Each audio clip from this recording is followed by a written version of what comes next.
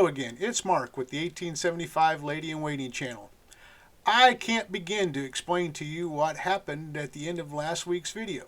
I know that there was a lot more footage that just simply got deleted when we uploaded it to YouTube, and by the time we figured it out, people had already been watching, and you know how that goes. So we'll just start where we got left off last week, and we'll go from there. Sit back and enjoy. Well, good evening. It's Halloween night, and we thought we'd just do some bits and pieces as we go forward here. This is a major event in Irvington every year, so it's about 5:30. We're just now starting, and the crowds haven't shown up yet.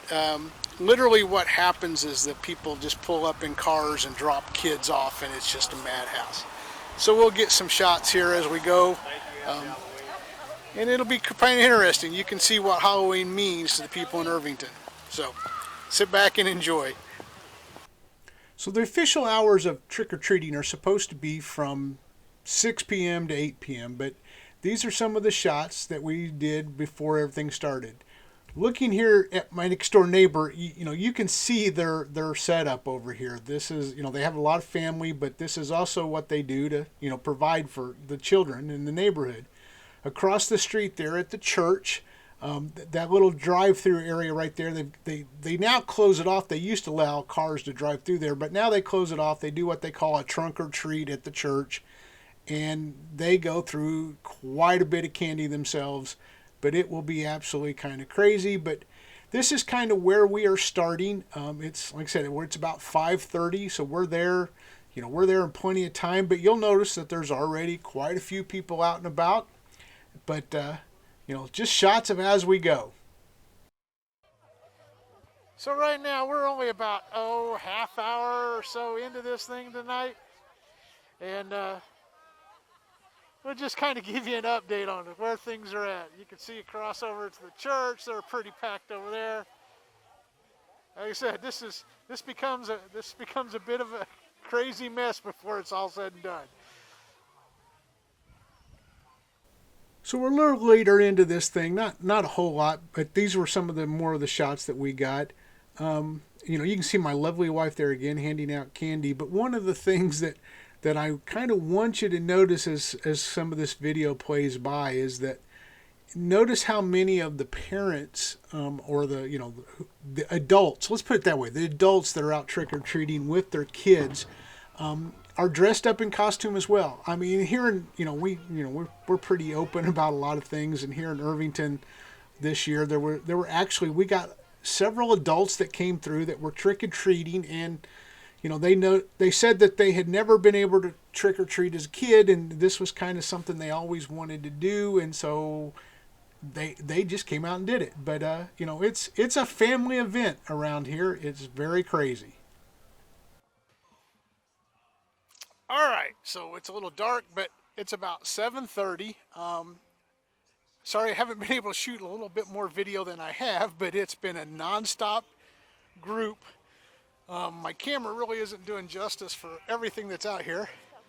But our bag is empty, and we've got a little break right here in between groups. So we are going to run and hide because that we have no more to give out. So another successful Halloween, and enjoy, everybody. Well, hello again, and welcome back to the 1875 Lady in Waiting channel. If this is your first visit, we're super happy you found it. If you're a returning guest, we're thrilled you come back for more. Well, our goal today is, we're downstairs, and we've got a lot more demo to do. So we're going to get busy on it.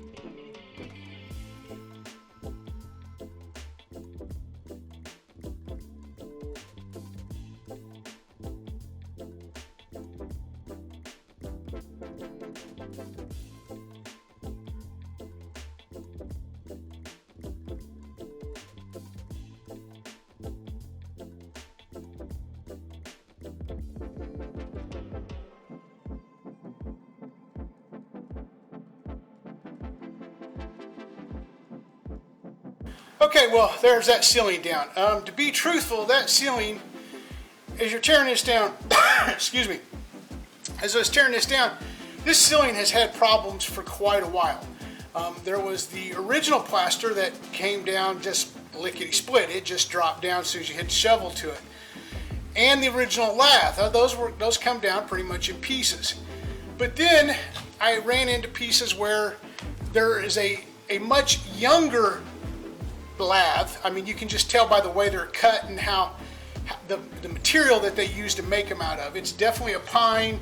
It's definitely a more of a machine cut, and it's more uniform, but it's also more brittle, and the nails are different. The nails are very different because the fact the nails are much longer than the old lathe nail. The old lathe nails were really small. They went through the lathe and into the wood only about a 1/4 inch at best. And when you get up here and you start finding different types of lathe and then different types of nails, the nails that are in there now, they were going in about anywhere to 1/2 to 3/4 of an inch. Not to mention the fact that there's also hundreds of roofing nails in there that somebody has come along and tacked it back up again and then put sheets of drywall in there. So there were lots of pieces of drywall in this, lots of different lath, lots of different plaster, and then the original plaster that was either from the 1916 renovation or from the original house in 1875. But this ceiling has obviously had lots of problems for a very long time, and it's been repaired numerous times. Some of the other things that I found up in the ceiling, let's see if we can get some of these onto camera, is that we have multiple places here where there are sistered 2x, but they only run about halfway across the room. And then there's one here that runs the full length of the room that's doubled up. Most of the bridging, as you can see up here, most of this bridging is loose. So whenever they did, probably during the 1916 remodel, this area over here, all that bridging was taken loose, and it looks like that they put those sister joists in there to bring it, but like I said, they only brought it back about halfway, but I'm certain that was probably to try to pick up the support for the the extension out over the porch.